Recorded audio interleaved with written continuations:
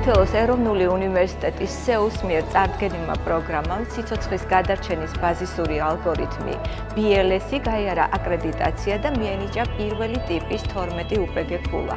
აღსანიშნავია, რომ აღნიშნული პროგრამა ინიცირებულია SEUS მედიცინის ფაკულტეტის მიერ და განსაზღვრულია შემდეგ სპეციალობებში: შინაგანი მედიცინა, საოჯახო მედიცინა, პედიატრია, ოტორინოლარინგოლოგია, ოფთალმოლოგია, რეანიმაცია, ანესთეზიოლოგია, ორთოპედია, ტრავმატოლოგია. ძალიან სასიხარულოა, რომ ამ პროგრამის მიმართ ინტერესი ექიმების მხრიდან არის ძალიან მაღალი.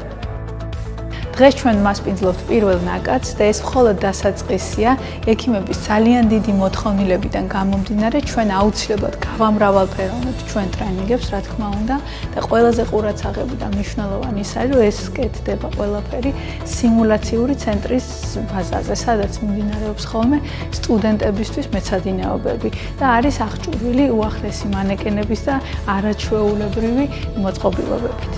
დიდ წარმატებას ვუსურვებ SEUS და ყველა იმ ექიმს, რომელიც აქ გაივლის ჩვენთან ტრენინგ ცენტრში. დღევანდელი ტრენინგი სიცოცხლის გადარჩენის ბაზისური ალგორითმი, სადაც მონაწილეობდნენ სხვადასხვა სპეციალობის ექიმები, იყო ძალიან ინტერაქტიული და საინტერესო.